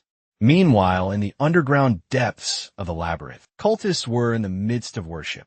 Their leader stood before them and ordered everyone to welcome him with all their hearts, the one who would lead them to salvation, for he would soon awaken. 3 days later, Eugene stood in front of the labyrinth, alongside his mercenaries, while Lou Gate stood with his soldiers. Lou Gates asked if he was excited at the thought of seeing his close friend again, and remarked that he hoped there would be no need to carry out a corpse. Eugene replied that Crema was not the type to die so easily, which surprised Lou Gates, before causing him to burst into laughter. Eugene glared at Lou Gates. He had wanted to enter the labyrinth days ago, but he was certain that Crema's disappearance wasn't an accident. That was why he chose to observe Lou Gates' movements closely. He believed that if Crema had survived for 3 weeks, another 3 days wouldn't be the end of him. Suddenly, several figures in robes approached and introduced themselves as Templars from a monastery under House Evergrove. They greeted Eugene and excitedly expressed how moved they were by his willingness to risk himself for his friend. They offered to fight alongside him in the name of God, which surprised Eugene even more and made Marion laugh. Since the man had just offered divine aid to a vampire, Lugdus noted that Templars normally only followed divine orders, and that it was rare for them to take interest in a knight. He added that Eugene could consider changing his class to Holy Night later, if he wished, prompting more laughter from Marion and Siren Orr. Eugene, however, continued to glare at Lugates with suspicion. He then ordered Partek to step aside with him for a moment, and Partek followed immediately. A short time later, the group was inside the labyrinth. After some progress, they paused to rest briefly. Marion was amazed by the amount of water energy present, while Eugene observed that, unlike a dungeon, the labyrinth was an artificial space, deliberately arranged to ensure that survival was, at least, possible. Yet monsters still inhabited it. He thought to himself that if things ever turned dire, hiding in a place like this and living on might not be such a bad option. Suddenly Gates approached and commented that it was, indeed, a fitting place for evil beings to lurk and hide. He complimented Eugene on his skills, pointing out that not a single man had died so far, but Eugene merely asked how much farther it was to the spot where Crema disappeared. Gates told him not to be so impatient, and sarcastically asked if he truly trusted Crema, before warning that the one Eugene should trust most was Emma's house. Evergreen had already fully grasped the labyrinth's traps. Still, he admitted there were casualties every time. Laughing, Gates told him to consider them offerings to hope, since they would all make it out alive, an attitude that angered Eugene. Suddenly, the labyrinth began to shake. Gates immediately ordered everyone to prepare, explaining that the layout of the labyrinth was changing. He told Eugene that they had reached the section where the walls constantly shifted and where the shortcut to the upper levels could be found. Surinowar shouted that it was an earthquake, but Eugene focused his attention on Lugates and asked where exactly the shortcut was. Lugat replied that it was right where he stood. Then slowly the walls began to shift and closed in, separating Eugene from Lugat. The area changed around them. Serenikov asked in a panic where they were, but Eugene quickly concluded that it hadn't been a natural earthquake. At all, Crema had been framed, caught in a trap that Lugates had clearly seen coming. He was still trying to figure out Lugates' goal when Serenikov called to him. Turning back, he was stunned to see Crema tied to a cross, bleeding heavily. He rushed over and checked his friend's pulse, relieved that Kramer was still alive. He knew that if they got him out and treated him quickly, he could be saved. But then Marion shouted that something was off. He had been sensing something below them for a while. Suddenly, a strong wind began swirling around them, and a bright red light appeared above. From the wall, two enormous red eyes with sharp teeth and a long tail emerged. It was a minotaur, its body cloaked in pink flames. Suriname asked in disbelief how a minotaur could be there, but Eugene quickly ordered her to protect Crema. He then rushed at the monster, using stones to leap into the air. He raised his sword to strike, but before he could land a blow, the minotaur unleashed a blinding flash of light and a powerful wind that hurled him away, along with Sirenor, who had been guarding Crema. The minotaur drew a black scythe and raised it above Crema.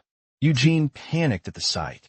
Before he could react, the monster slammed the scythe shaft into the ground, causing a massive shockwave that shattered the area around them. Crema fell through the fractured floor, and Eugene, even more frantic, dashed toward him and tried to catch him. But a magic circle activated beneath Eugene, halting his movement. Furious, he demanded to know what Siren Noir was doing. She explained that the monster was a minotaur, an extremely powerful creature, even among high-rank monsters. She added that even a vampire could die fighting it, which enraged him further. He pointed his sword at her, warning that she had overstepped her bounds. But she simply apologized and explained that she couldn't just stand by and watch a vampire charge to his death. She warned him that if he rushed in recklessly, his chances of victory were slim. And if he truly wanted to save Crema, he would need to calm down and properly assess the situation. After taking a moment to cool his head, Cyranoa muttered that she couldn't believe a minotaur was inside the labyrinth. She had expected a cyclops at worst. While Eugene was thinking, the wall behind them opened, Then a voice mocked her for underestimating Cyranoer, surprised that she could even use earth magic. It was Lou Gates. He said that she had barely survived thanks to Krima, and that he had assumed she was just an eccentric who could make chimeras. At best. Eugene immediately grabbed Lou Gates by the neck, furious that he was the one who had left Krima in such a bloody state. Lou Gates teasingly raised both hands and explained that he had only brought Eugene to Krima because he looked so desperate to see his friend again, but noted that Eugene was much ruder than the rumors had suggested. Then with ease, Lou Gates broke Eugene's grip and tightly grabbed his hand. Eugene, angered, rushed to pull off Lou Gates's glove, revealing a pink mark on the back of his hand. Noah recognized the mark, and Eugene asked if he was correct in guessing that Lou Gates's brute strength wasn't his own. Noah explained that the mark was a magic formula used to inherit someone else's power. Initially, it had been used to pass power between humans, but once people began inheriting the strength of non-human beings, it was completely banned, making it a forbidden spell. However, Lou Gates scoffed at the idea, calling it foolish. He claimed that forbidden spell was just a cowardly excuse made up by those who wanted to monopolize power. Then, the robed men surrounding them spread out as Lou Gates declared that they were the chosen ones.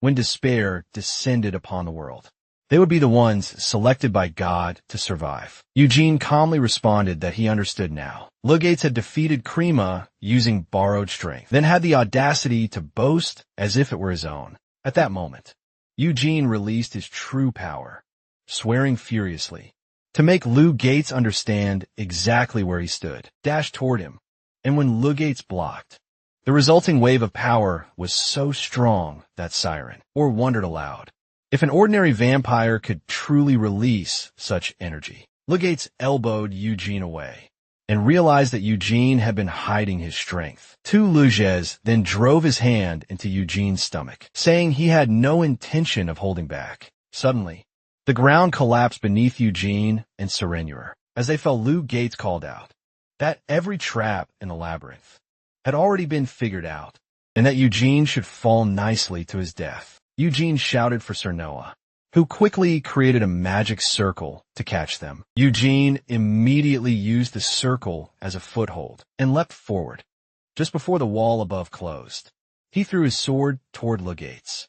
Half of the blade managed to pierce through, slicing Lou Gates slightly on the face. Lou Gates was stunned. He had heard Eugene was strong, but what he had just seen far exceeded his expectations. He knew that if he had faced Eugene head-on, victory wouldn't have been guaranteed. At that moment, he was relieved that his decision to use Kramer as bait, instead of killing him outright, had been the right one. He was satisfied that the final sacrifice would soon be offered. Serenure did her best to create more magic circles, to reduce the impact of their fall. Although she couldn't fully form another, she managed to slow her descent slightly, still hitting the ground harder than expected. Eugene, on the other hand, landed on his feet. Before she could even stand up, she saw Eugene rushing off and called after him, asking where he was going. He ignored her and disappeared from sight. Left with no choice, she pulled herself up and hurried to follow, complaining to herself, but she froze in place when she saw Eugene holding Krima in his arms. Eugene asked her if she could save him. She admitted that healing magic wasn't her specialty, but Eugene pressed again, saying that wasn't an answer. Resigned, she shut up and decided to do her best to heal Krima. Miriam then told Eugene that there was no exit in that place. Eugene asked if there were any walls they could tunnel through, but Miriam replied that there were none. The place seemed to be the farthest end of the labyrinth. A seal boss room. Miriam added that he had meant to mention it earlier. There was so much water energy in the air that he had thought he could do something, but even as a water spirit he couldn't control it, especially not the strange pool of blood. That fell out of place. Eugene looked around and noticed a swarm of eyes embedded in the walls. He asked Marion why he couldn't control the water, and Marion replied that he could only control the blood of the dead, which meant the owner of that blood was still alive. Suddenly the blood beside them erupted, Slowly, a monster emerged from the pool. The same minotaur from before. Serenoa, who had been tending to Crema, panicked. Eugene ordered Mirian to find them a way out, and Mirian agreed. Eugene then drew his half-shattered sword and faced the massive minotaur. But he was worried. Crema still couldn't move. He reminded himself that he had to prevent the minotaur from moving freely. He charged at the creature. In response, it released a swarm of blades and launched them at once. Eugene managed to dodge everyone, sliding behind the minotaur and swinging his sword at its legs. But the blade did nothing. It shattered instantly. The minotaur opened its mouth and began spitting flames. Eugene narrowly avoided them. But while he was dodging, it threw more blades from behind. He sensed them just in time, ducked low, and leapt into the air to avoid being struck. He landed on nearby pillars. Realizing that an ordinary sword wouldn't do, Eugene then drew blood from his own body, wrapped it around his shattered blade, and reforged it into a scythe. Throwing off his silver cape, he leapt toward the minotaur and slashed its back with his new weapon. Though the strike landed, it was shallow. Before he could follow up, the minotaur grabbed him and hurled him forward, sending him crashing through a pillar and slamming hard into a wall. Siren, or witnessing everything, called out to Crema, pleading for him to wake up. His friend was in danger. Fortunately, Eugene stirred, groaning as he came to. He realized Serenor had been right. High-rank monsters were on an entirely different level, as the Minotaur released a powerful gust of wind and summoned another wave of blades. Eugene cursed under his breath. The blades rushed toward him, and with no strength left, he was struck multiple times. Serenohar called out in fear, but Eugene couldn't respond.